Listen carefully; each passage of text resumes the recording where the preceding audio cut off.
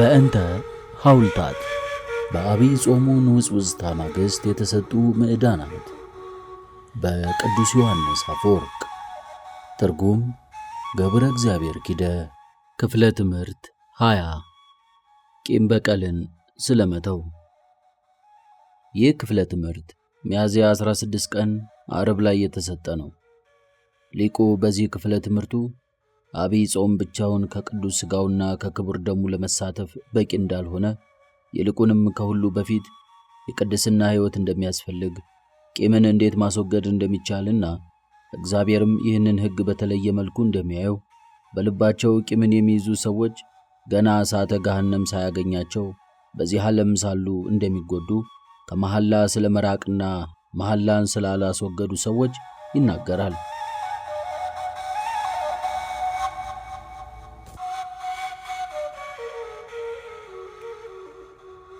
በመጨረሻም ወርሃ ጾሙ ወደ መገባደጃው እየተቃረበ ነው።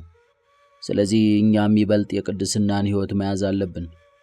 ሯጮች ያን ሁሉ ዙር ከሮጡ በኋላ ሽልማቱን ካላገኙ ድካማቸው ከንቱ እንደሚሆን ሁሉ ከነዚህ የተለያዩ ከጾም ጋር የተያዙ ጥረቶችና ድካሞች በኋላ በንጹሕ ሕሊና ሆነን ወደ ቅዱስ ሥጋውና ወደ ክቡር ደሙ መድረስ ካልቻልንም መጾማችን በራሱ ምንም ረብህ ጥቅም የለውም።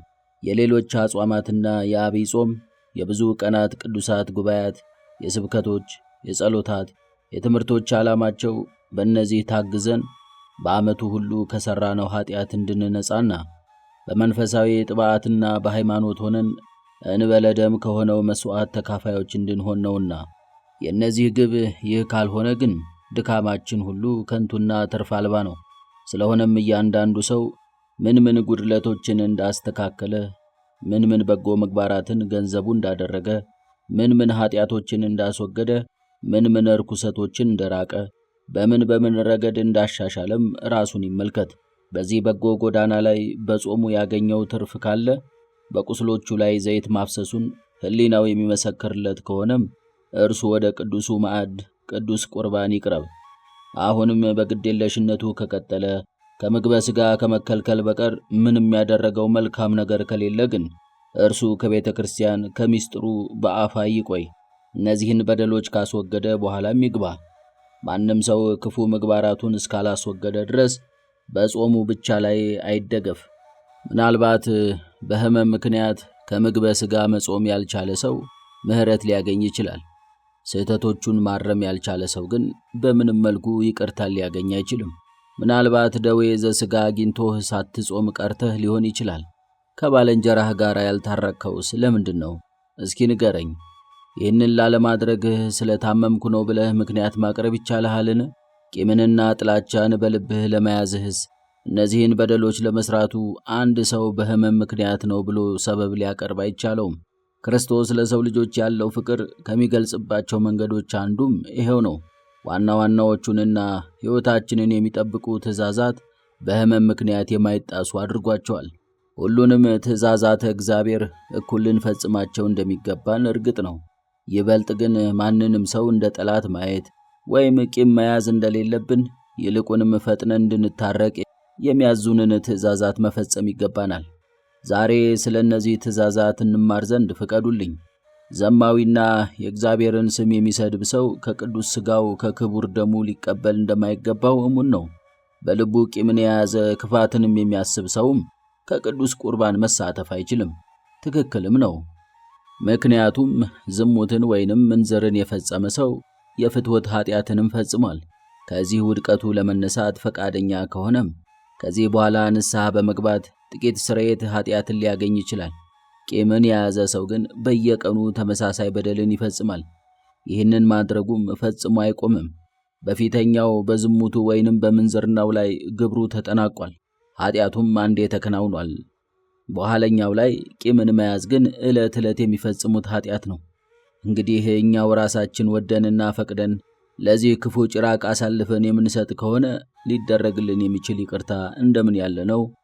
አንተ ራስህ ለገዛ ወንድምህ ጨካኝና ይቅር የማትል ሆነህ ሳለስ እግዚአብሔር እንዲራራልህና እንዲምርህ እንዴት መለመን ይቻልሃል?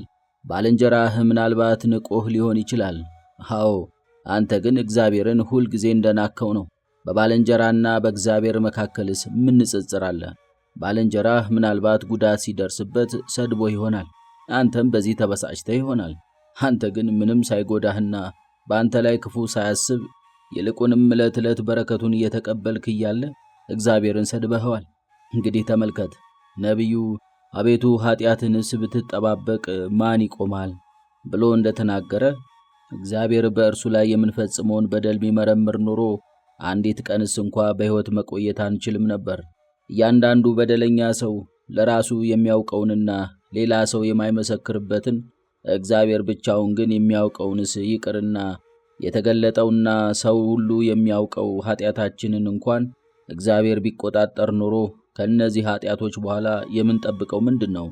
እግዚአብሔር እንዝህላልነታችንንና ጸሎት ስናደርስ የምናሳየው ግዴለሽነታችንን ሠራተኞች ለአሰሪዎቻቸው፣ ወታደሮችም ላለቆቻቸው፣ ጓደኛሞች ለጓደኞቻቸው የሚያሳዩትን ፍርሃትና ክብር ያህልስ እንኳ ለጸሎትና ለልመና በፊቱ በቆምን ጊዜ አለማሳየታችንን ቢቆጣጠር ኖሮ ምን ነበር የምንሆነው? አንተ ከጓደኛህ ጋር ስትነጋገር ለምታደርገው ማንኛውም ነገር ትጠነቀቃለህ። ስለ በደሎችህ እግዚአብሔርን ስትጠብቀው፣ ለብዙ መተላለፎችህ ይቅርታን ስትጠይቀው፣ ስርየትን ለማግኘት ስታሳስበው ግን በፊቱ ላይ ሁልጊዜ ግዴለሽ ትሆናለህ።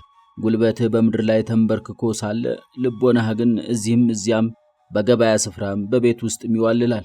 ከንፈርህ በከንቱና እንዲሁ ያነበንባል። ይህንን የምንፈጽመው ደግሞ አንዴ ወይም ሁለቴ ሳይሆን ሁልጊዜ ነው። እንግዲህ እግዚአብሔር ይህንን ብቻ እንኳን ቢመረምር ይቅርታን ወይንም ምሕረትን እንደምናገኝ ታስባለህን? በእውነቱ አይመስለኝም። እርስ በርሳችን ዕለት ዕለት የምንነጋገራቸው ክፉ ንግግሮች ምክንያት ኖሮን ሳይሆን እንዲሁ ነቀፋንና ስህተትን መፈለግ ስለለመደብን ብቻ በባልንጀራችን ላይ ፈጥነን የምንፈርዳቸው ፍርዶች በፊታችን ላይ ቢቆሙስ የምናቀርበው ምክንያት ምንድን ነው? በጥቅሻ ስለምናሳያቸው እይታዎችና ዓይናችንን እዚህም እዚያም ያለ ገደብ ስናንከራትተው ባስገባናቸው አሳፋሪና ርኩሳን ሐሳቦች ምክንያት በአእምሮአችን ውስጥ ስለ ቋጠርናቸው ክፉ ክፉ ፍትወታት እግዚአብሔር ቢቆጣጠረን ኖሮ የማያገኘን ቅጣት እንደምን ያለ ቅጣት ነው? ወንድሙን ደንቆሮ የሚለው ሁሉ የእሳተ ገሃነም ፍርድ ይገባዋል ብሎ ተናግሯልና እግዚአብሔር ወንድማችንን ለመውቀሳችን ምክንያቱን ቢጠይቀን አፋችንን መክፈት ወይንም ከንፈራችንን ማንቀሳቀስ ወይንም ትብዛም ትነስም ልንመልሰው የምንችለው መልስ ምንድን ነው? በመጸለያችን፣ በመጾማችን፣ በመመጽወታችን የምናሳያቸው ከንቱ ትምክቶች እኛው ራሳችን ብንቆጣጠራቸው እግዚአብሔር አላልኩህም፣ እረ በደለኞች የምንሆን እኛ ይህንን ብናደርግ ዓይኖቻችንን ወደ ላይ ቀና ማድረግ እንችል ነበርን? እርስ በርሳችን ላይ የምንፈጽማቸው ተንኮሎች፣ ለምሳሌ ወንድማችን ባጠገባችን ሲሆን ማወደሳችንና እንደ ወዳጅ አድርገን ማነጋገራችን፣ ከእኛ ዞር ሲል ግን እርሱን መንቀፋችን እግዚአብሔር ቢቆጣጠረን ኖሮ የእነዚህ ሁሉ ቅጣት እንችለው ነበርን? ስለ መሐላስ፣ ስለምንናገረው ውሸትስ፣ ስለ ሐሰት ምስክርነታችንስ ጠላቶቻችን ብቻ ሳይሆኑ የገዛ ጓደኞቻችን ክብርን ባገኙ ጊዜ ስለምንቆጣው አግባብነት የሌለው ቁጣና ስለምንቀናው ቅናትስ፣ ዳግመኛም ሌሎች ሰዎች በተጎዱ ጊዜ ስለምንደሰተው ደስታና ክፉ ነገር ስለገጠማቸው ደግሞ በራሳችን ችግር ላይ ስለምንጽናናው መጽናናትስ በዚህ ቅዳሴ ጉባኤ ላይ ለምናሳየው ግዴለሽነት እንደምን ያለ ቅጣት ሊያገኘን እንደሚችል እስኪ ያስቡት። ምክንያቱም እግዚአብሔር በነቢያቱ አድሮ ሲያስተምረን በአጠገባችን ከተቀመጡ ሰዎች ጋር እኛን ስለማይመለከቱ ነገሮች ተደጋጋሚና ረጅም ጨዋታዎችን እንደምንይዝ እናንተ ራሳችሁ ታውቁታላችሁ። ሌላው ሁሉ ይቅርና እግዚአብሔር በዚህኛው ኃጢአታችን ብቻ ቢቀጣን ሊኖረን የሚችለው ተስፋ ድህነት እንደምን ያለ ነው? ይህ ትንሽ በደል አድርገህ ልታስበው አይገባህምና። ትንሽ ነው ብለህ የምታስበው ከሆነ ግን ይሄ በሰዎች መካከል እንዴት እንደሚታሰብ ተመልከት። ከዚያም የዚህን ኃጢአት ታላቅነት ትረዳዋለህ። አንድ ባለስልጣን ወይንም ካንተ በሹመት ትንሽ ከፍ ያለ ጓደኛህ እያናገረህ ሳለ ፊትህን ከእርሷ ዙረህ ከሰራተኛህ ጋር ማውራት ብትጀምር ምን ያህል ድፍረት እንደሆነ ተመልከት። ከዚያም እግዚአብሔር እያናገረህ ሳለ ፊትህን ስታዞር ምን ያህል ደፋር እንደሆንክ ታስተውላለህን? እግዚአብሔር ከምድራውያን ባለስልጣናት አንዱ ቢሆን ኖሮ ለዚህ ንቀትህ ካሳ በጠየቀህ ነበር። እርሱ ግን ከዚህና ከዚህም በላይ በሆኑ ክፉ ግብራት አንድ ሰው ወይም ሁለት ሰው ሳይሆን ሁላችንም ዕለት ዕለት እየናቅነው ሳለ አሁንም ታግሶናል፣ ዝም ብሎናል። እነዚህ እንግዲህ ሁሉም ሰው የሚያውቃቸውና የሚያያቸው ሁሉምም በድፍረት የሚያከናውናቸው ናቸው። በደለኛው ሰው ብቻ በሕሊናው የሚያውቃቸው ሌሎች ከዚህም በላይ ግን አሉ።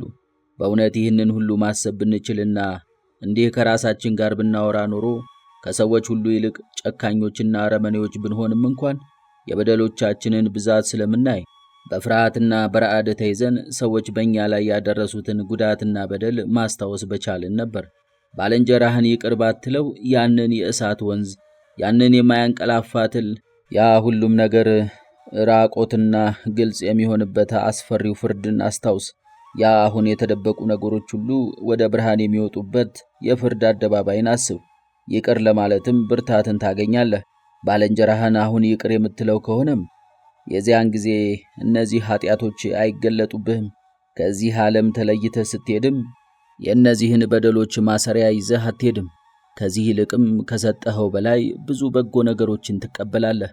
በእውነት ብዙ ጊዜ የሠራናቸውና እኛ የምናውቃቸው ሌላ ሰው ግን የማያውቃቸው እንደዚህ አይነት ኃጢአቶች በዚያች አስፈሪ ቀን ላይ በሰው ሁሉ ፊት ይገለጣሉ፣ በአደባባይ ይታያሉ።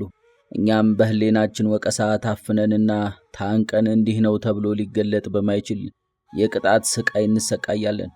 ነገር ግን ይህንን እጅግ ትልቅ ኀፍረት፣ እነዚህን ታላላቅ ኃጢአቶችና ቅጣቶች ለባልንጀራችን በምናደርገው ይቅርታ የመደምሰስ ዕድል አላቸው። በእውነት ያለ ሐሰት ይቅርታን የመሰለ ምግባር ምንም የለም። ተወዳጅ ሆይ የይቅርታን ኃይል ልታውቅ ትወዳለህን? መልካም እነግርሃለሁና አድምጠኝ።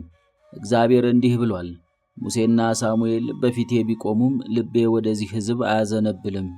ሆኖም እነዚህ ሙሴና ሳሙኤል ከእግዚአብሔር ቁጣ ሊታደጓቸው ያልቻሉ ሰዎች ይህንን ትእዛዝ መፈጸም በቻሉ ጊዜ ከዚያ ቁጣ ሊድኑ ችለዋል። እንዲህም ስለሆነ እግዚአብሔር ደጋግሞ ይህንን ትምህርት አስተምሯል እንዲህ ሲል፣ ሁላችሁም በባልንጀራችሁ ላይ ክፉ ነገርን በልባችሁ አታስቡ። ከእናንተ ማንም በወንድሙ ላይ ክፉ ነገር አያስብ እየተባለ ያለው በአእምሮህ አታስቀምጠው፣ አታስበው። ከቂምህ ጋር ቁስልህን ፈውሰው ነው እንጂ እንዲሁ ቁጣህን ተው ብቻ አይደለም። ምናልባት ቂም በቀልህን ስታወጣ ባልንጀራህን የጎዳኸው ሊመስልህ ይችላል። ቀድመህ የምትጎዳው፣ በሁሉም ረገድ በንዴት የምትቃጠለው፣ አንጀትህም የምትቆረጠው ግን አንተ ነህ። በየጊዜው ከሚቆጣ ሰው በላይስ ማን ጎስቋላ ሰው አለ? አእምሮአቸውን የሳቱ ሰዎች መቼም ቢሆን መቼ እረፍት እንደማይሰማቸው ሁሉ ቂመኛና ጥልን በልቡ የያዘ ሰውም ምንም አይነት ሰላምን አያገኝም። ያለማቋረጥ ይበሳጫል። ዕለት ዕለት ቃላቶቹንና ግብሮቹን እያሰበና ቅር ያሰኘውን ሰው እየጠላም የሐሳብ ማዕበል ወደ ራሱ ይጠራል። የጠላቱን ስም ብቻ ብታነሱለት በቅጽበት እሳት ይጎርሳል። በውስጡም እጅግ ይጨነቃል። ድንገት ቢያየውማ እጅግ በጣም ክፉ ነገር እንደገጠመው ሆኖ ይታወካል፣ ይንቀጠቀጥማል። የጠላቱ የሆነን ነገር ለምሳሌ ልብሱን ወይንም መኖሪያውን ወይንም መንገዱን ብቻ ቢመለከት እነርሱን በማየቱ ብቻ ይታመማል። የምንወዳቸው ሰዎች ድንገት ምስላቸውን፣ ልብሳቸውን፣ ጫማቸውን፣ ቤታቸውን ወይም መንገዳቸውን ብንመለከት ደስ እንደምንሰኘው ሁሉ የምንጠላቸው ሰዎች ሰራተኛቸውን ወይም ጓደኛቸውን ወይም ቤታቸውን ወይም መንገዳቸውን ወይም የእነርሱ የሆነ ነገርን ስንመለከትም በእነዚህ እንደነፋለን። እነዚህን በማየት የሚያገኘን ስቃይም ተደጋጋሚና የማያቋርጥ ነው። ታዲያ ይህን የመሰለ ጠላት፣ ይህን የመሰለ ስቃይ፣ ይህንን የመሰለ ፍዳ በልባችን ውስጥ የምናቆየው ለምንድን ነው? የእሳተ ገሃነም ፍርድ ቂመኛውን ሰው ባያስፈራው እንኳን ከእነዚህ ነገሮች የተነሳ በዚህ ዓለም ላይ ለሚያገኘው ስቃይ የበደሉትን ሰዎች ይቅር ሊላቸው በተገባው ነበር። ነገር ግን የማይሞት ዘላለማዊ ሞት ከኋላ እየጠበቀው ጠላቱን ስለመበቀል እያሰበ በዚህም ዓለም በወዲያኛውም ዓለም በራሱ ላይ ፍዳን ኩነኔን ከሚሰበስብ ከዚህ ሰው በላይ ማን ጎስቋላ ሰው አለ? ምናልባት ተከናውኖለት ስናየው በቂም በቀል ልንሞት እንደርሳለን። ክፉ ነገር ደርሶበት ስናየው ደግሞ ምናልባት ዳግመኛ በጎ ነገር እንዳይገጥመው እንፈራለን። ለእነዚህ ለሁለቱም ግን ጠላትህ ቢወድቅ ደስ አይበልህ፣ በመሰናከሉም አትታበይ በማለት ጠቢቡ ሰው እንደተናገረ በወዲያኛው ዓለም መዝገብ የሚጠብቀን የማያስቀሩት መከራ አለ። ስለ ደረሰብህ ጉዳት ታላቅነት አትንገረኝ፣ ቂም እንድትይዝ ያደረገህ ይህ አይደለምና። ቂም እንድትይዝ ያደረገህስ የራስህን በደል ስለማታስብ ነው። ቂም እንድትይዝ ያደረገህስ የእሳተ ገሃነም ፍርድ ወይንም ፈሪሃ እግዚአብሔር በፊትህ ስለሌለ ነው። ይሄ እውነት መሆኑን አስረዳህ ዘንድም በከተማችን ከተከሰቱት ክስተቶች ተነስቼ ልነግርህ ሞክራለሁ።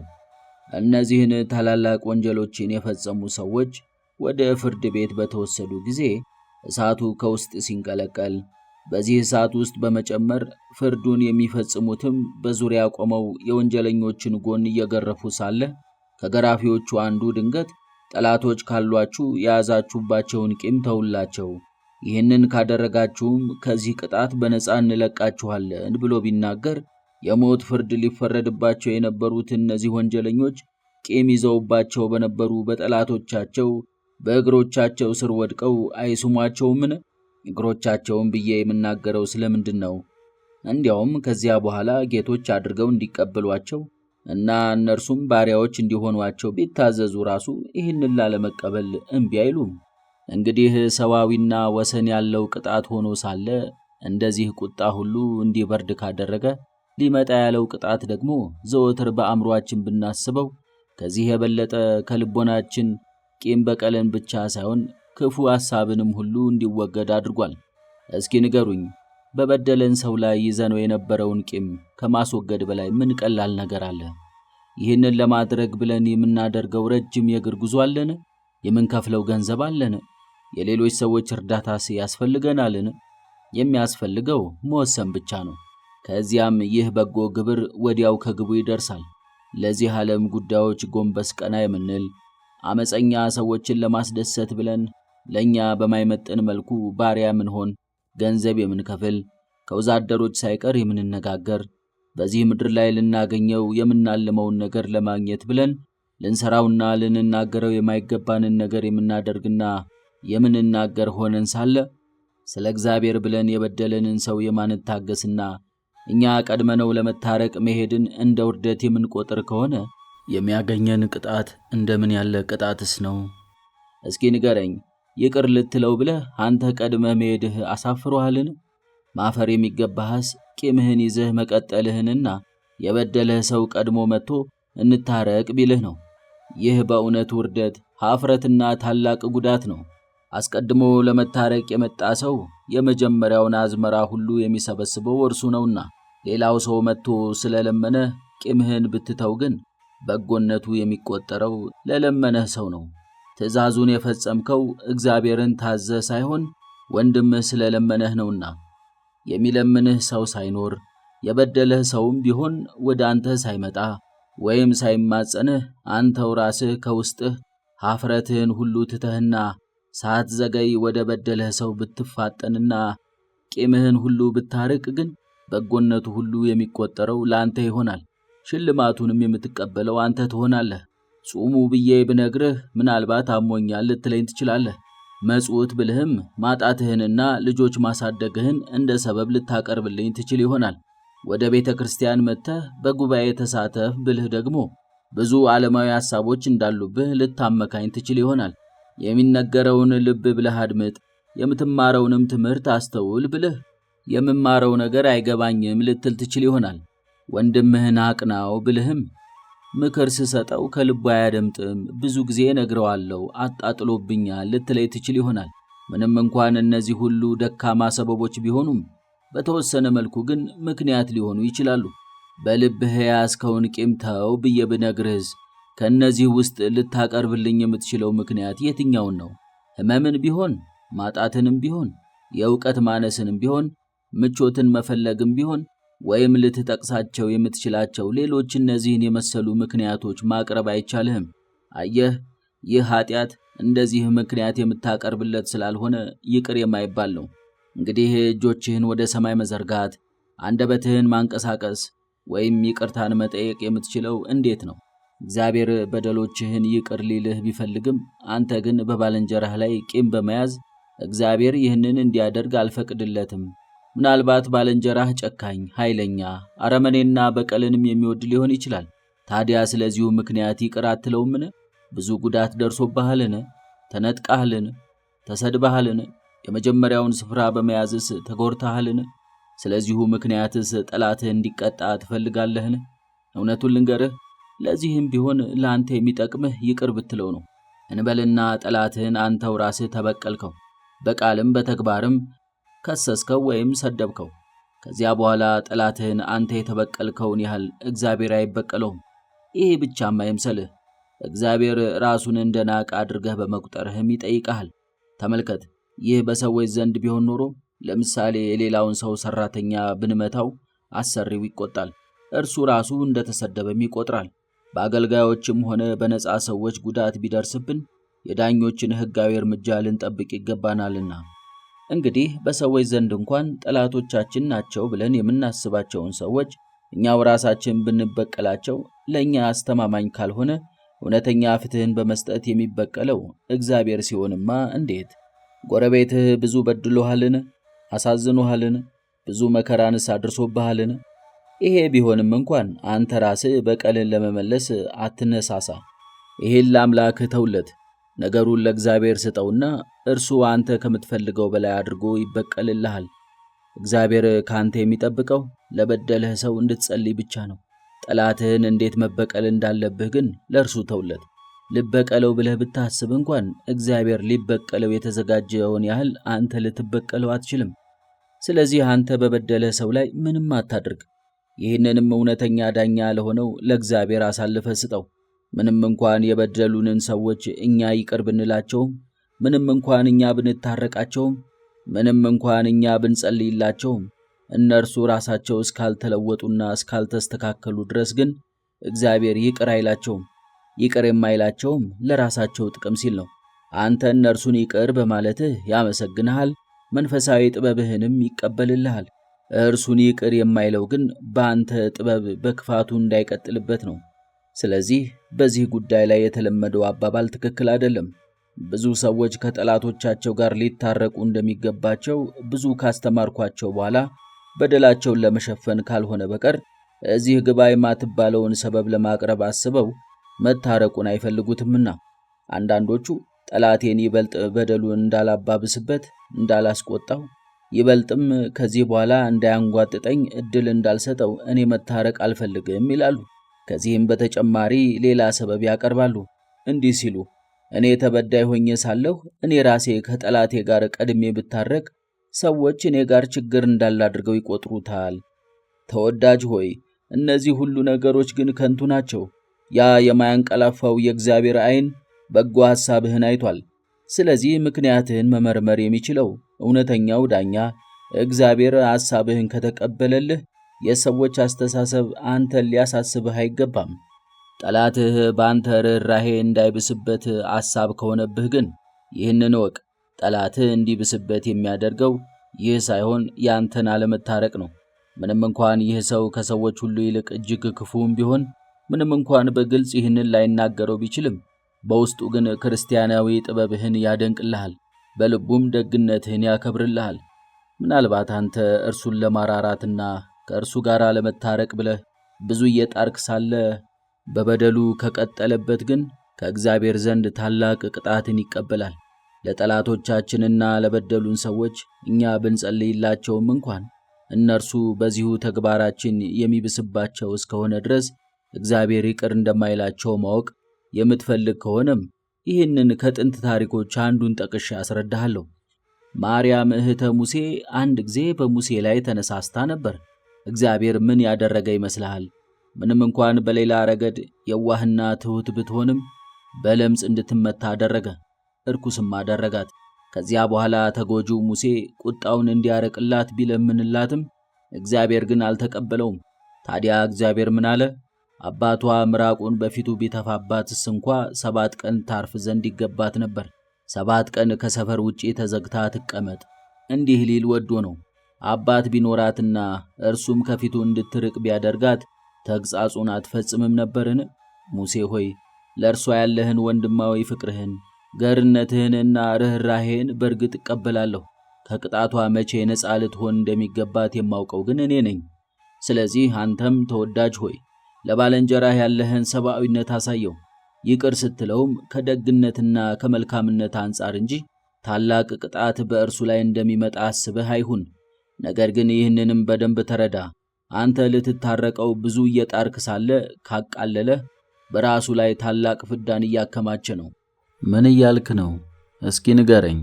በምታደርጋቸው ሙከራዎች እየባሰበት ነውን? ታዲያ ይሄ እኮ ለእርሱ ነቀፋ ነው፣ ለአንተ ግን ክብር ነው። ለአንተ ክብር ነው ያልኩህ እርሱ እንደዚያ እየሆነ ሳለ አንተ ግን ከእርሱ ጋር በመታረቅ ፈቃደ እግዚአብሔርን ከመፈጸም ስላልተከለከልክ ነው። ለእርሱ ነቀፋ ነው ብዬ የነገርኩ ደግሞ በአንተ ርኅራኄ እርሱ ሊሻሻል ባለመቻሉ ነው። ነገር ግን እኛ በእነርሱ ምክንያት ከምንወቀስ ይልቅ ሌሎች በእኛ ምክንያት ቢነቀፉ ይሻላል። እንደዚህ አይነት ደካማ መልስ አትስጠኝ። ጨምረህም ሊታረቀው የፈለገው ፈርቶ ነው ተብዬ መታሰብን አልፈልግም፣ በዚያ ላይ እርሱም የበለጠ ይንቀኛል አትበለኝ። እንደዚህ አይነት መልስ ሰዎች በሚሰጡት ውዳሴ ከንቱ የሚታወቅ አላዋቂና ደካማ አእምሮን የሚያሳይ ነው። አንተ ቀድመህ እንድትታረቀው የፈለግከው ፈርቶ ነው ብሎ ያስብህ። እንዲያውም እንዲህ ብሎ ስላሰበህ የምታገኘው ዋጋም ይበልጥ እጥፍ ድርብ ይሆንልሃል። ይህንን አስቀድመህ በማወቅህ አሁንም እግዚአብሔርን ፈርተህ ይህን ሁሉ ታግሰህ ተቀብለኸዋልና።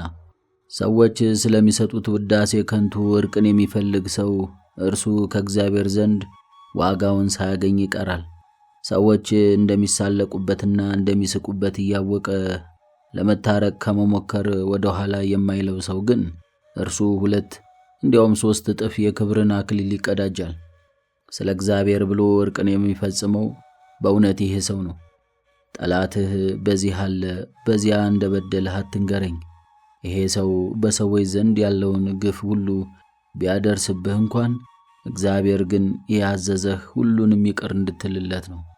እነሆ ሁሉም ሰው ይሰማኝ ዘንድ አስቀድሜ ያስጠነቅቃለሁ፣ እመሰክራለሁ፣ በግልጽም እናገራለሁ። በልቦናው ቂምን የያዘ ሰው ወደ ቅዱስ ቁርባን አይቅረብ፣ ወይም ከጌታችን ቅዱስ ሥጋውና ከክቡር ደሙ አይቀበል። ወደዚሁ ምስጢር የሚደርስ ሰው ምንም ጠላት አይኖረው። ጠላት አለህን? አትቅረብ። ልትቀርብስ ትፈልጋለህን? ታረቅ። ከዚያም ቅረብና ከቅዱሱ ማዕድ ተሳተፍ። በእርግጥ ይህ አዋጅ እንዲሁ ከልቦና አንቅቼ የተናገርኩት አይደለም። ይህ አዋጅ ለእኛ ለሁላችንም ሲል በመስቀል ላይ የተሰቀለው ጌታችን ክርስቶስ ራሱ ያስተማረው ነው። ከባሕሪ አባቱ ከአብ ጋር ያስታርቅህ ዘንድ መስቀልንና ደሙን ማፍሰስ እምቢ አላለም። ታዲያ አንተን ከሚመስል ሰው ጋር ትታረቅ ዘንድ አንዲት ቃል ለመናገር ወይም ጠላትህ ጋር ቀድመህ ለመሄድ እምቢ ትላለህን? በእውነት እምቢ የምትል ከሆነስ እኔን እንኳን ባትሰማኝ ጌታችን እንደዚህ ለሚሉ ሰዎች ሁሉ ምን ብሎ እንደተናገረ ሰማው።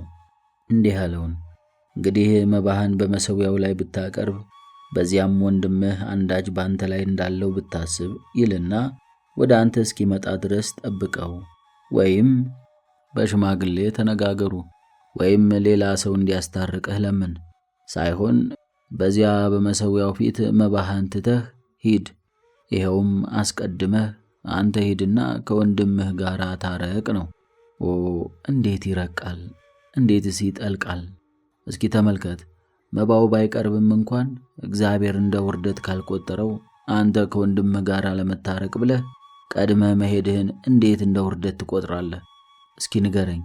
ይህንን ለመሰለ ግብርህ ምን አይነት ይቅርታ ነው የሚገባው? ከሰውነትህ አንዱ ብልት ሊቆረጥ ካለ እንዳይቆረጥ ብለህ የተቻለህን ሁሉ ጥረት አታደርግምን? በእርግጥ ታደርጋለህ። እንግዲያውስ በክርስቶስ አካልህ ነውና ከወንድምህ ጋርም እንዲህ አድርግ። ባልንጀራህን ከአንተ ጋር ያላቸውን ወዳጅነት ሊያቋርጡ ሲሉ ፈጥነህ ታረቃቸው። አክሊል ሽልማቱን ትቀበል ዘንድ አንተ ቀድመህና ፈጥነህ ወደ እነርሱ ሂድ እንጂ እነርሱ ቀድመው እንዲመጡ አትጠብቃቸው። ተወዳጅ ሆይ የታዘዝነው አንድ ጠላት ብቻ እንዲኖረን ነው፣ ዲያብሎስ። ከዲያብሎስ ጋር መቼም ቢሆን መቼም አትታረቅ። ከወንድምህ ጋር ግን በፍጹም አትጣላ።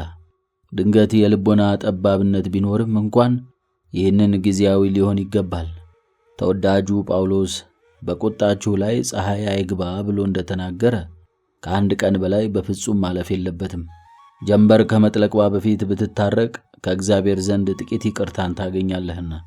ከአንድ ቀን በላይ በጠላትነት ከቆየህ ግን ጥላቻህ ከጊዜያዊ ቁጣና ቂም ሳይሆን ከክፋትና ከልቦና ርኩሰት እንደዚሁም ከቆየ ግብረ እኩይ የመነጨ ነው።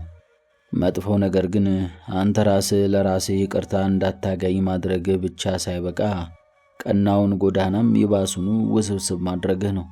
ምክንያቱም አንዲቱ ቀን ስታልፍ ኀፍረቱ ከፍ ይላል።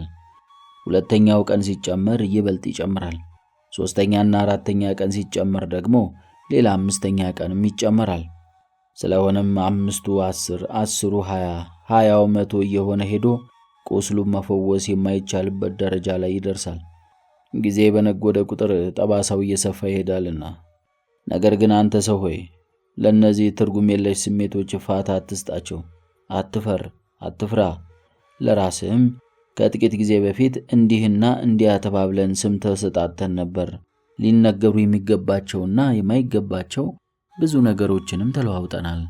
ታዲያ ይህንን ሁሉ ረስቼ በአንዴ ልታረቀው ልሂድን?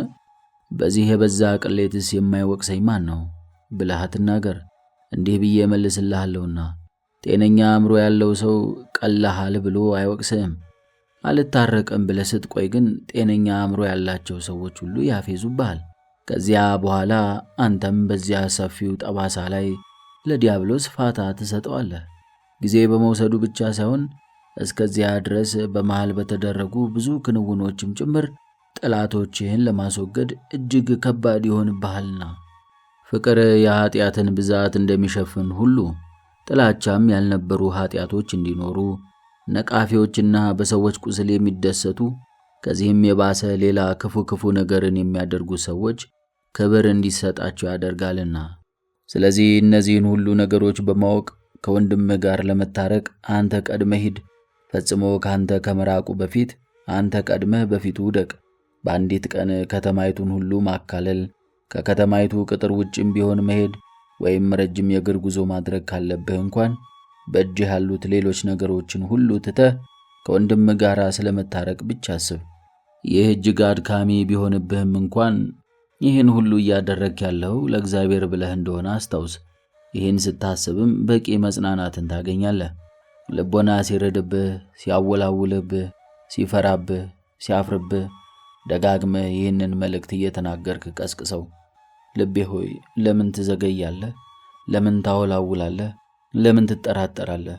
ጉዳያችን ከድህነታችን ጋር ነው እንጂ ከገንዘብ ወይም ከብልጭልጭ ከሚባሉት ነገሮች አንዱ ጋር አይደለም። እግዚአብሔር እነዚህን ሁሉ ነገሮች እንድናደርግ አዞናል። ሌሎች ነገሮች ደግሞ ከትእዛዘ እግዚአብሔር በኋላ መሆን ይገባቸዋል። ይህ ነገር መንፈሳዊ ንግድ ነው። ስለዚህ ቸልተኞች አንሁን፣ ሰነፎች አንሁን። ጠላቶቻችንም እግዚአብሔር ደስ የሚያሰኘውን ነገር ለማድረግ ብለን ብዙ መከራዎችን እንደተቀበልን ይወቁ። ጠላታችን ቢሰደብብን፣ ቢመታብን ወይንም ከዚህም የከፋ ነገር ላይ ቢያደርስብንም እንኳን እኛ ራሳችን የምንጠቀመው ያህል እርሱ እየጠቀምነው አይደለምና ሁሉንም በትዕግስት ሆነን እንቀበለው። ከሁሉም በጎ ምግባሮቻችን በላይ በዚያች በዕለተ ምጽአት ቀን ላይ ወዳጅ የሚሆነን ይሄው ነው። ብዙ በድለናል፣ አምላካችንም በብዙ ታላላቅ ነገሮች አሳዝነነዋል፣ አስቆጥተነዋልም። ሰውን ከመውደዱ የተነሳ ግን እንታረቅበት ዘንድ ይህንን ማድረግ ሰጥቶናል። ስለዚህ ይህንን በጎ ሀብት ልንለቀው አይገባንም። ማድረግ እንዲሁ እንድንታረቅና ለዚህ ተግባራችንም ምንም ሽልማት እንዳይኖረን ማድረግ አይቻልም ነበርን? ይቻላል። እንደዚያ ቢያደርገው ኖሮስ ለምን ይህንን እያደረግክ ብሎ ማን ሊቃወመው ይችል ነበር? ነገር ግን ከታላቅ ፍቅሩ የተነሳ ታላቅና ሊናገሩት የማይችል ክብር እንደሚሰጠን ቃል ገብቶልናል። ስርየተ ኃጢአትን እጅግ እንድንፈልገውም ታዞ ይህንን የማግኛ መንገዱ እጅግ ቀላል አድርጎልናል። እንግዲህ ታላቅ የሆነ ክብርን የምንቀበል ከሆንን እንኳን ሕግ ሰጪውን እግዚአብሔርን የማንታዘዘው ይልቁንም በንቀታችን የምንቀጥል ከሆነ ሊደረግልን የሚችል ይቅርታ እንደምን ያለ ነው? ለእግዚአብሔር ያሳየነው ንቀትስ እንዴት ነው ብለህ ትጠይቀኝ ይሆናል። እኔም እንዲህ ብዬ መልስልሃለሁ። ምድራዊ ንጉሡ ሕግ ቢያወጣና የተጣሉ ሰዎች ሁሉ መታረቅ አለባቸው፣ አለበለዚያ ግን አንገታቸው ይቆረጣል ቢል ሁላችንም መታረቅ አለባቸው። ሁላችንም ከጎረቤቶቻችን ጋር ለመታረቅ አንፋጠንምን? አዎ፣ በእውነት ይህንን የምናደርግ ይመስለኛል። ታዲያ እንደዚህ ለሰዎች የምናሳየውን አይነት ክብር ለእግዚአብሔር የማንሰጥ ከሆነ ሊደረግልን የሚችል ይቅርታ እንደምን ያለ ነው? እኛ የበደሉንን ይቅር እንደምንል በደላችንን ይቅር በለን ብለን እንድንጸልይ የታዘዝነው እኮ ለዚሁ ነበር። ማቴዎስ ወንጌል ምዕራፍ 6 ቁጥር 12። እንግዲህ ከዚህ ትእዛዝ በላይ የደግነትና የምህረት ትእዛዝ ምን አለን? እግዚአብሔር በደሎችህን ይቅር የማለት ሥልጣን ሰጥቶሃል። አንተ ጥቂት ይቅር ስትል እርሱ ጥቂት ይቅር ይልሃል። አንተ አብዝተህ ይቅር ስትል እርሱም አብዝቶ ይቅር ይልሃል። አንተ ከልቦና የምርህን ይቅር ስትል እግዚአብሔርም እንደዚሁ ይቅር ይልሃል። አንተ ይቅር ከማለትህም በላይ ጠላትህን ወዳጅ ስታደርገው እግዚአብሔርም ካንተ ጋር እንደዚህ ያደርጋል። ስለዚህ አንድ ሰው አብዝቶ ሲበድልና እኛም አብዝተን ከእርሱ ጋር እርቅን ለመፈጸም ልንፈጥር ያስፈልጋል። ይህ ድርጊታችን ብዙ በደሎቻችንን ስርየት እንድናገኝባቸው ምክንያት ይሆናልና እንደ ማንኛውምና ከዚህም ማንም ሊያድነን እንደማይችል ልታውቅ ትወዳለህን? ይህንን ምሳሌ መስዬ አስረዳሃለሁ። እንበልና ጎረቤትህ በሆነ መንገድ ጉዳት አደረሰብህ፣ ንብረትህን ወሰደብህ፣ ወረሰህ ወይም አታለለህ። በዚህ ምሳሌ ላይ ብቻ እንዳልወስንም በእርሱ ላይ የተወሰኑና ከፈለክ የባሱ ነገሮችን ሊጨምርበት። ይህ ጎረቤትህ ሊገልህ ፈለገ፣ ብዙ መከራ እንዲያገኝህ አደረገ። ማድረግ የሚችለውን ተንኮል ሁሉ ፈጸመብህ። ሰዎች ሊያደርጉለት የሚችሉትን ክፉ ነገሮችንም በአንተ ላይ ከማድረግ ምንም አላስቀረም። በሁሉም ነገር ላይ በዝርዝር ላለመግባት ያህልም ይህ ሰው ከዚህ በፊት በሌሎች ደርሶ የማያውቅ አይነት ጉዳት አደረሰብህ እንበል። እንግዲህ በዚህ ሰው ላይም እንኳን ቢሆን ቂመኛ ከሆንክ ይቅርታን አታገኝም። ይህ እንዴት እንደሆነም ቀጥዬ እነግርሃለሁ። ከሰራተኞችህ አንዱ ካንተ 100 ቅንጣት ወርቅን ተበደረ እንበል። ሌላ ሰው ደግሞ ከዚህ ሰራተኛ የተበደረው ጥቂት ብር ነበረው። ከዚህ ሰራተኛ የተበደረው ያ ሰውም ወደ አንተ መጥቶ ቸርነትን እንድታደርግለት ለመነ። አንተም ሰራተኛህን ጠርተህ የዚህን ሰው ዕዳ ተውለት፣ ከኔ ከተበደርከው ዕዳህም እቀንስልሃለሁ ብትለውና ይህ ሰራተኛ ከዚያ በኋላ በዚያ ሰው ላይ ቢጨክንና ቢከፋ ይህንን ሰራተኛ ከእጅህ ሊያድነው የሚችል ሰው አለን? እጅግ እንደነቀፈህ አድርገህ ቆጥረህ ብዙ ግርፋትን አትገርፈውምን? እንዲህ ብታደርግ እጅግ ፍትሐዊ ነው። እግዚአብሔርም የሚያደርገው እንደዚሁ ነው። በዚያች ዕለተ ምጽአት ላይ እንዲህ ይልሃልና አንተ ክፉና ተንኮለኛ ባሪያ፣ ያንን ሰው ይቅር ብትለው ይቅርታው ያንተ ነበርን? ለእርሱ እንድታደርግለት የታዘዝከው ከኔ የተበደርከውን ነበር ያልኩህ ዕዳውን ብትተውለት እኔም እተውልሃለሁ ነው። በእውነት እንዲህ ይህንን ሁኔታ ጨምሬ ባልነግርህም እንኳን ስለ እግዚአብሔር ብለህ ዕዳውን ትተውለት ዘንድ በተገባህ ነበር። ነገር ግን እንደ ወዳጅ ሆኜ ውለታን ጠየቅኩህ እንጂ እንደ ጌታ አላዘዝኩህም። የጠየቁህ የእኔን ከሆነው ነው። ይህንን ካደረክም እጅግ በረከተ ሥጋን በረከተ ነፍስን እንደምሰጥህ ቃል ገብቼልህ ነበር። ነገር ግን ምንም ልትሻሻል አልቻልክም። ከዚያም በላይ ሰዎች እንዲህ ሲያደርጉ የሚቀንሱት የዕዳ መጠን ሰራተኞቻቸው ላባደሯቸው ሌሎች ሰዎች የቀነሱትን ያህል ነው። ለምሳሌ እንበልና አንድ ሰራተኛ ከአሰሪው 100 ቅንጣት ወርቅን ይበደራል። ሌላው ሰው ደግሞ ከዚህ ሰራተኛ 10 ቅንጣት ይበደራል። ሰራተኛው 10 ቅንጣት ላበደረው ብድሩን ቢተውለት፣ አሰሪው ግን 100 ቅንጣቱን አይተውለትም። የሚተውለት 10 ቅንጣቱን ብቻ ነው። ሌላውን እንዲመልስለት ይፈልጋል። በእግዚአብሔር ዘንድ ግን እንደዚህ አይደለም። አንተ ለባልንጀራህ ጥቂቱን ስተውለት፣ እግዚአብሔር ደግሞ ዕዳህን ሁሉ ይተውልሃል። ይህስ መጽሐፍ ቅዱስ ውስጥ የት ይገኛል? ጌታችን ስለ ጸሎት ባስተማረው ትምህርት ውስጥ አለ። ለሰዎች ኃጢአታቸውን ይቅር ብትሉ የሰማዩ አባታችሁ እናንተን ደግሞ ይቅር ይላችኋልና እንዲል። በ100 ዲናርና በ1000 መክሊት መካከል ያለው ልዩነት ያንን ያህል ይቅር የምንለው ዕዳና ከእግዚአብሔር ይቅር የሚባልለትን ዕዳም አይነጻጸርም። እንግዲህ 100 ዲናርን ዕዳ ይቅር ብሎ 1000 መክሊትን የሚቀበል ሆኖ ሳለ ይህችን ጥቂት ዕዳ እንስስ እንኳን ይቅር ሳይባል ጸሎቱን በራሱ ላይ የሚያደርስ ይህ ሰው ነበረ። ምክንያቱም የበደሉንን ይቅር እንደምንል በደላችንን ይቅር በለን ብለህ እየጸለይክ ሳለ አንተ ግን ከዚያ ማዶ ይቅር የማትል ከሆነ እግዚአብሔር ምሕረቱን ወይም ቸርነቱን ሁሉ እንዲያረቅብህ ካልሆነ በቀር ሌላ ምንም እየለመንከው አይደለም። እኔ ይቅር በለኝ ብቻ ነው እንጂ የበደሉኝን ይቅር እንደምል በደሌን ይቅር በለኝ ብዬ አልጸልይም የሚል ሰው ደግሞ አለ። ታዲያ ይህ ሁሉ ምንድነው? አንተ እንዲህ ብለህ ባትጸልይም እግዚአብሔር ግን እንዲህ አያደርግም።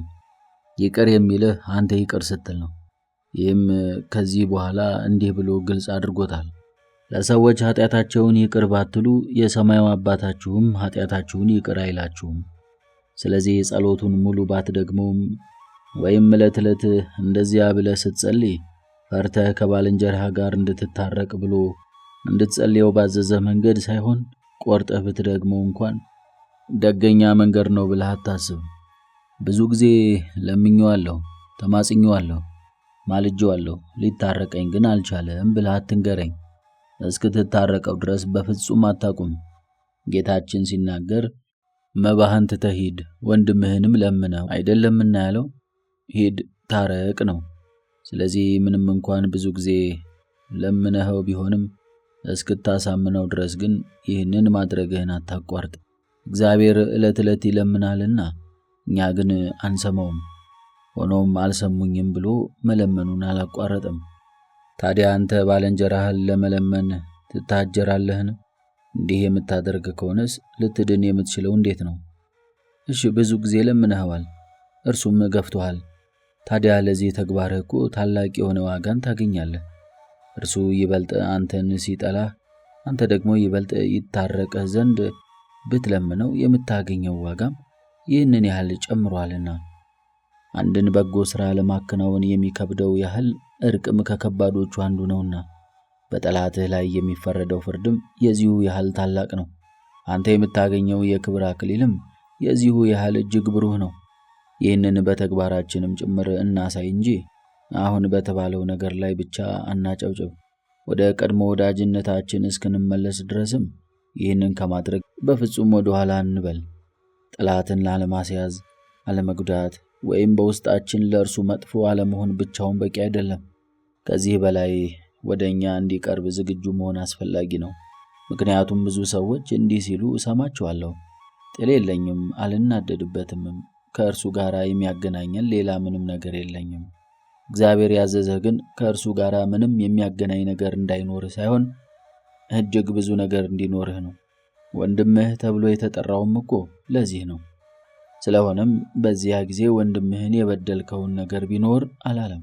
ታዲያ ምንድን ያለው? ወንድምህ አንዳች በአንተ ላይ እንዳለው ብታስብ ሂድ፣ አስቀድመህም ከወንድምህ ጋር ታረቅ። ያ ሰው እንደገና ወዳጅ አድርጎህ ከአንተ ጋር እስክትዋሃደው ድረስም ይህንን ማድረግህን አትተው። በጎዳና ታማኝ አገልጋይ ለማግኘት ስትል ወርቅ ትከፍላለህ፣ ብዙ ነጋዴዎችን ታማክራለህ፣ ረጃጅም ጉዞዎችን ታደርጋለህ። ታዲያ እስኪ ንገረኝ፣ ጠላትህን ወዳጅ ለማድረግ ተነስተህ የተቻለህን ጥረት ሁሉ አታደርግምን? ሕግጋቱን እንደዚህ ችላ እያልክ ሳለስ ስመ እግዚአብሔርን እንዴት መጥራት ይቻላል?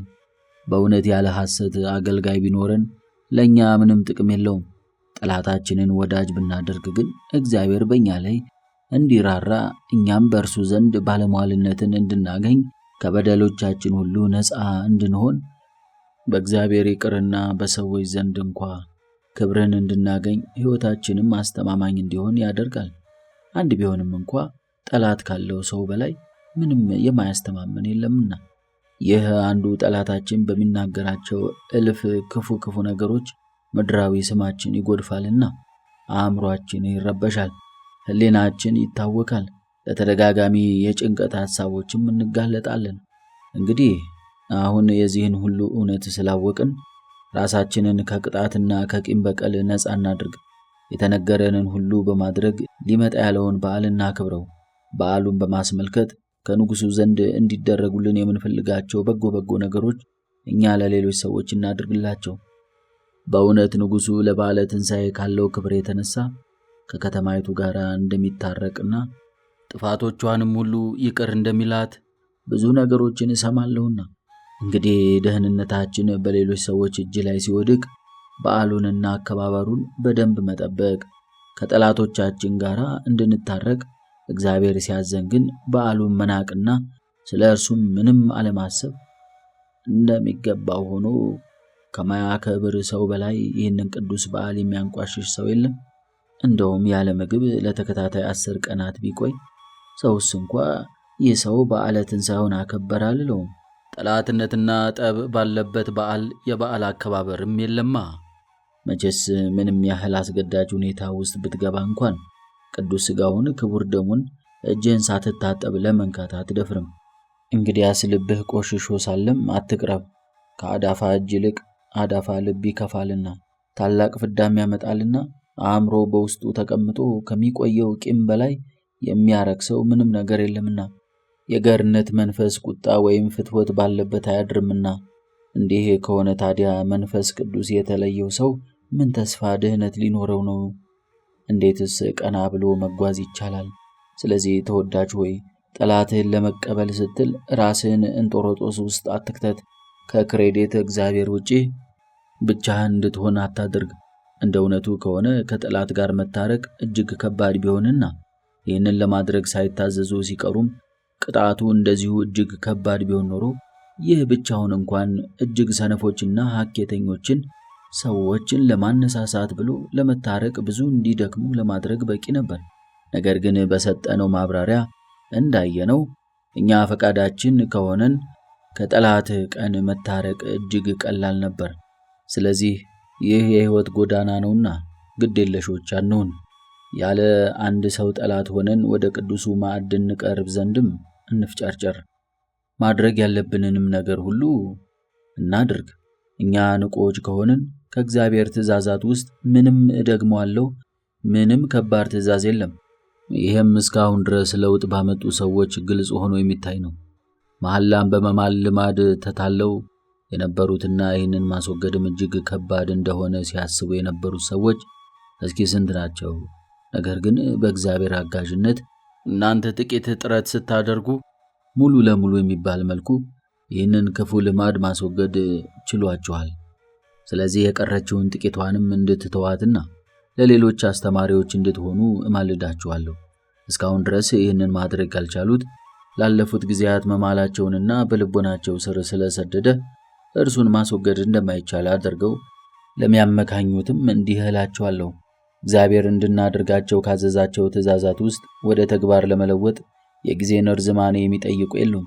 እነርሱን ለመተግበር የሚያስፈልገው የጊዜ ርዝማኔ ወይንም የቀናት ብዛት ወይም የዓመታት ርቀት ሳይሆን ፈሪሃ እግዚአብሔር ብቻ ነው። ከዚያም በአጭር ጊዜ ውስጥ ይህንን ማከናወን ይቻለናል። እነዚህ እየተናገርኳቸው ያሉት ነገሮች እንዲሁ ከልቦናዬ አንቅቼ እየተናገርኩ እንዳልሆነ ማወቅ ከፈለጋችሁ ግን በመሐላ ሱስ የተያዘ ሰው አስታውሱ። ከዚያም ይህንን ሰው ለ10 ቀናት ብቻ ለእኔ ስጡኝ። በእነዚህ ቀናት ውስጥ መሐላውን እንዲተው ካላደረግኩትም እናንተ የፈለጋችሁትን ከባድ ቅጣት ቀኖና በእኔ ላይ ጣሉብኝ። እነዚህ የምናገራቸው ነገሮች እንዲሁ ከንቱ ትምክቶች እንዳልሆኑም ከዚህ በፊት ከተከናወኑ ነገሮች ግልጽ አድርግላችኋለሁ። ከነነዌ ሰዎች በላይ ማን ክፉ ነበር? ቀኛቸውንና እግራቸውን የማይለዩ ተብለውም ተጠርተዋልና። ከእነርሱ በላይ አላዋቂስ ማን ነበር? ነገር ግን እነዚህ አሕዛብ፣ እነዚህ አላዋቂ፣ እነዚህ አንድ ሰውስ እንኳ የጥበብን ነገር አስተምሯቸው የማያውቁ እነዚህ ከማንም ይሁን ከማን እንደዚህ አይነት ትእዛዝን ያልተቀበሉ ሰዎች ነቢዩ በ3 ቀን ውስጥ ነነዌ ትገለበጣለች ሲል በሰሙት ጊዜ ክፉኛ ልማዳቸውን ሁሉ በዚያ ቀናት ውስጥ አስወግደዋል። ዘማዊ ንጹሕ፣ ደፋር ትሑት፣ ስስታሙና ጨቋኙ ራሱን የሚገዛና ደገኛ ሐኬተኛም ትጉህ ሆነ። እነዚህ ሰዎች በእርግጥ ያሻሻሉት ክፋታቸውን ሁሉ እንጂ አንዱን ወይንም 2ቱን ወይንም 3ቱን ወይንም 4ቱን አይደለም። እንዲህ የሚልስ የት አለ ብሎ የሚጠይቅ ሰው ሊኖር ይችላል። እኔም እንዲህ ብዬ መልስለታለሁ። እነርሱን ሲወቅሳቸው የነበረውና የክፋታቸውም ጩኸት እስከ አርያም ድረስ ወጥቷል ብሎ የተናገረው ነቢይ መልሶ ደግሞ የዚሁ ፍጹም ተቃራኒ የሆነን ምስክርነት አስቀምጧልና እንዲህ ሲል፣ እግዚአብሔርም ከክፉ መንገዳቸው እንደተመለሱ ሥራቸውን አየ። ተመልከት፣ ከዝሙት ወይም ከአመንዝራነት ወይንም ከሌብነት ራቁ አላለም፣ ከክፉ መንገዳቸው እንጂ። እንዴትስ ከዚያ ሊርቁ ቻሉ? ይህንን እግዚአብሔር ያውቃል እንጂ ሰው ሊመረምረው አይችልም። እንግዲህ አሕዛብ በ3 ቀናት ውስጥ ብቻ ክፋታቸውን ሁሉ ማስወገድ ከቻሉ ለአያሌ ቀናት የተመከርንና የተዘከርን እኛ ግን አንዴት ክፉ ልማድን ሳናስወግድ ስንኖር ልናፍር አይገባንምን? ከዚህም በላይ እነዚህ ሰዎች ቀድሞ ክፋታቸው ጣሪያ ደርሶ ነበር፣ የከፍታቸውም ጩኸት እስከ አርያም ድረስ ወጥቷል የሚለውን ስትሰማ ከከፍታቸው ብዛት በቀር ሌላ ምንም ልትገነዘብ አትችልም። ነገር ግን በ3 ቀናት ውስጥ ወደ መልካም ምግባር ፈጽማ መድረስ ተችሏታልና። በተቃራኒው ይህ ፍርሃት በሌለበት ደግሞ የጊዜ ብዛት ምንም ጥቅም የለውም። የዛጉ ብረቶችን በውሃ ውስጥ የሚያጥባቸው ሰው ምን ያህል ጊዜ እነርሱን በማጠብ ቢያሳልፍም እንኳን እነዚህን ዝገቶች ሁሉ ማስለቀቅ አይቻለውም። ወደ እሳት ጨምሮ የሚያወጣቸው ሰው ግን አዲስ ከተሰሩ ብረቶችም ጭምር ሳይቀር እጅግ ጽሩያን ያደርጋቸዋል። በኃጢአት የዛገ ልብም እንዲሁ በትንሹና በግዴለሽነት ሆኖ ዕለት ዕለት ንስሐ ቢገባም ምንም ጥቅም አይገኝም። ራሱን ወደ እቶን ይኸውም ወደ ፈሪሃ እግዚአብሔር የሚጥል ከሆነ ግን በአጭር ጊዜ ውስጥ ሁሉንም ማስወገድ ይቻለዋል። ስለዚህ ቀን የሚያመጣውን ምን እንደሆነ አናውቅምና ለነገ አንበል። ይህ በትንሹ መጨረሻ የለውምና ይህ ልማድ በትንሹ እናስወግደዋለን አንበል። ይልቁንስ ይህንን ሁሉ ሰበብ ወደ ጎን አድርገን ይህን የመሰለ ልማድ ዛሬ ማስወገድ ካልቻልን መቼም አንተውም። ስለዚህ እልፍ አስገዳጅ ነገሮች በእኛ ላይ ቢመጡም እንኳን መሞት ወይንም መቀጣት ወይንም ያለንን ሀብት ንብረት ሁሉ ማጣት ቢያስፈልግ እንኳን ለዲያብሎስ ፋታ አንሰጠውም ወይም ለነገ በማለት አናሳብብም ልንል ያስፈልጋል። እንደዚህ ልብህ እንደተቀጣጠለ ትጋትህም እንደ እሳት ተነሳ ሲመለከት እግዚአብሔር ይረዳሃል። አዎ፣ ስለዚህ የነነዌ ሰዎች በፍርድ ከዚህ ትውልድ ጋር ተነስተው ይፈርዱባችኋል የሚለውን ቃል እንዳንሰማ እናንተ ጋር ማልዳችኋለሁ፣ እማጽናችኋለሁ። እነዚህ አንዴ ብቻ ሰውንተው ሲለወጡ እኛ ግን በተደጋጋሚ ብንሰማ አልተለወጥንምና፣ ዳግመኛም እነዚህ ምግባርን ሁሉ የያዙ ነበሩ፣ እኛ ግን ምንም አልያዝንምና እነርሱ ከተማችን እንደምትገለበጥ ሲሰሙ ፈሩ። እኛ ግን ስለ እሳተ ገሃነም ብንሰማም አልንፈራም። እነርሱ የነቢያትን ትምህርት አልሰሙም፣ እኛ ግን በተደጋጋሚ ተምረናል፣ ብዙ ጸጋም ተቀብለናል። አሁን እየተናገርኩት ያለሁት ለሌሎች ጥቅም ነው እንጂ እዚህ ጉባኤ ላላችሁት ለእናንተ አይደለም። አስቀድሜ እንደተናገርሁ እናንተ ይህንን የመሃል ልማድ ማስወገድ እንደቻላችሁ በደንብ አውቃለሁና፣ ነገር ግን ሰዎችም እንዲለወጡ እስካላደረግን ድረስ ይህ ለድህነታችን በቂ አይደለም። ያ አንዲት መክሊትን የተቀበለው ሰው መጀመሪያ እንደተቀበላት አድርጎ ለባለቤቱ ቢመልስለትም ስላላተረፈበት ተቀጥቷልና፣ ስለዚህ እኛ ከዚህ መሐላ ነፃ መሆናችንን ብቻ እንመልከት። ሌሎች ሰዎችንም ከዚህ ልማድ እስክናወጣቸው ድረስ አናቋርጥ። እያንዳንዱ ሰው የለወጣቸውን 10 ጓደኞቹን ለእግዚአብሔር ያስረክብ።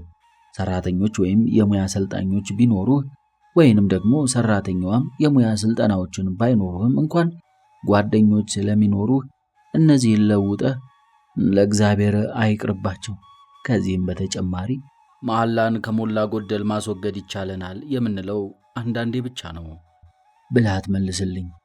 ይህች አንዳንዴ የምትላትን ነገር ጭምር አስወግዳት። እስኪ ንገረኝ፣ አንዲት ቅንጣት ወርቅ ብትጠፋብህ ጥቂት ነች ብለህ ሳትተው ሁሉም ሰው ጋር ሄደህ አትፈልጋትምን? እንድታገኛት ተግተህ አትጠይቅምን? በመሃሉም እንደዚህ አድርግ። ድንገት ተሳስተህ አንዲት መሐላን ብትምል አልቅስ፣ ሁሉንም እንዳጣህ ሆነህ ወዮ በል። ዳግመኛም ከዚህ በፊት የተናገርኩትን እደግመዋለሁ፣ ቤትህን ዝጋ። ዋና ርዕሰ ጉዳይ አድርገህም ከሚስትህ ከልጆችህና በቤትህ ካሉት ሌሎች ጋር ተነጋገርበት። አስቀድመህም ለራስህ እንዲህ በለው፣ ነፍሴን ከዚህ እስክማድናት ድረስ የገላግሌንም ሆነ ሌላ ሥራ በጣቴ አልነካካም። አንተ ልጆችህን ለማስተማር ፈቃደኛ ከሆንክ እነርሱም በተራቸው ለልጆቻቸው ያስተምራሉ። እንዲህ እያለም ይህ ትምህርት እስከ ዓለም ፍጻሜና ጌታችን ክርስቶስ ዳግም እስኪመጣ ድረስ ወደ ትውልድ ይተላለፋል። ለዚህ ነገር ምንጭ የሆነው ሰውም አንተ እጅግ ታላቅ የሆነ የክብር አክሊል ይቀበላል ትቀበላለህ። ልጅህ እመነኝ ማለትን ከተማረ ወደ ተውኔት፣ ወደ መሸታ ቤት ወይም ጊዜው እንዳይስ በመጫወት ለማሳለፍ አይሄድም። እመነኝ የምትለው ቃል በአፉ ላይ እንደ ልጓም ሆና ሳይወድም ቢሆን እንዲያፈር ታደርገዋለችና ድንገት ወደ እነዚህ ቦታዎች ቢሄድም እንኳን ፈጥኖ እንዲመለስ ታደርጋለች። ምናልባት ይህንን በማድረግህ ጥቂት ሰዎች ሳቁብህ እንበል። አንተ ግን ለበደላቸው አልቅስላቸው። ኖህ መርከብ እያዘጋጀ ሳለም ብዙ ሰዎች ስቀውበት ነበርና የጥፋት ውሃ በመጣ ጊዜ ግን እርሱ ሳቀባቸው። እንዲህስ አይደለም፣ ጻድቁ ሰው አለቀሰላቸው ወዮም አለላቸው እንጂ በፍጹም አልተቀበላቸውም፣ በፍጹም አልሳቀባቸውም። ስለዚህ አንተም እንደዚህ ስታደርግ ሰዎች ሲስቁብህ እነዚህ ጥርሶቻቸው አንድ ቀን ያንን አሳዛኝ ወይቶና ጥርስ ማፋጨት እንደሚያገኛቸው አስብ። እነርሱ ራሳቸውም በዚያች ቀን ላይ ጥርሳቸውን እያንቀጫቀጩና እያፏጩ ይህን ሳቃቸውን ያስታውሱታል። አንተም ይህንን ሳቃቸውን ታስታውሰዋለህ። ባለጸጋው ሰው ነዌ በአልዓዛር ላይ እንዴት እንደሳቀ አታስታውስምን? ከዚያ በኋላ በአብርሃም እቅፍ ሲያየው ግን በራሱ ላይ ከማልቀስ ውጪ ምንም የተረፈው ነገር አልነበረም። ስለዚህ እነዚህን ሁሉ ነገሮች በማስታወስ ይህንን መመሪያ ለመተግበር በፍጹም ኃይልህ ተሻኮል። ይህንን ቀስ በቀስ ወይም ነገ እንደምታደርገውም አትንገረኝ። ይህ ነገ በራሱ ማብቂያ የለውምና እስካሁን ድረስ እንኳን 40 ቀናት አልፈዋል። ቅዱስ በዓለ ትንሣኤ ካለፈ ከዚያ ወዲህም ለማንም ምሕረት አላደርግም፣ አልናዘዝም፣ እግዚአብሔር ይፍታህ አልልም፣ ትምህርት አልሰጠውም። ከዚያ ይልቅ ይህንን አድርግ ብቻ ብዬ አዘዋለሁ። በዓሉን እንዳይንቀንም በጽኑ እከታተለዋለሁ። ከልማድ የሚመነጭ ሰበብ ይህንን ያህል ተቀባይነት የለውምና። እንደዚህማ ከሆነ ለምን ሌብነትም ልምድ ነው ብለን ሌባውን መቅጣት አንተወውምም? እንደዚህማ ከሆነ ለምን ነፍሰ ገዳዩንና ዘማዊውን ዝም አንለውም? ስለዚህ እቃወማለሁ። ይህንን ማስጠንቀቂያም ለሁሉ እሰጣለሁ። በግል ሳገኛችሁና ይህንን ሳረጋግጥ በእርግጥ አረጋግጣለሁና ይህን ክፉ ልማድ ያላስወገደ ሰው ከተመለከትኩት ቅዱስ ሥጋውንና ከክቡር ደሙ እንዳይሳተፉ በማድረግ በእነርሱ ላይ ቅጣት አስተላልፍባቸዋለሁ። ይህንን የማደርገው ግን ከዚያ ወዲያ ለሁል ጊዜ እንዳይቀበሉ ሳይሆን ራሳቸውን ለውጠው መቀበል እንዲችሉና በንጹሕ ሕሊና ሆነው ከቅዱሱ ማዕድ እንዲሳተፉ ነው። ከቅዱሱ ቁርባን ሲሳተፉ የሚገባው እንደዚህ ያለ ሰው ነውና እኛ ሥራ ሰርተን አንበቃምና በሊቃነ ጳጳሶቻችንና በቅዱሳን ሁሉ ጸሎት እነዚህንና ሌሎች በደሎቻችንን አርቀን ወደዚህ እንድንደርስ ከባሕሪ አባቱ ከአብ ከባሕሪ ሕይወቱ ከመንፈስ ቅዱስ ጋር ጌትነቱ ክብሩና ልዕልናው አንድ በሚሆን በጌታችን በኢየሱስ ክርስቶስ ቸርነትና ሰውን መውደድም መንግሥተ ሰማያትን እንድንወርስ ይርዳን፣ ዛሬም ዘወትርም እስከ ዘላለሙ ድረስ አሜን።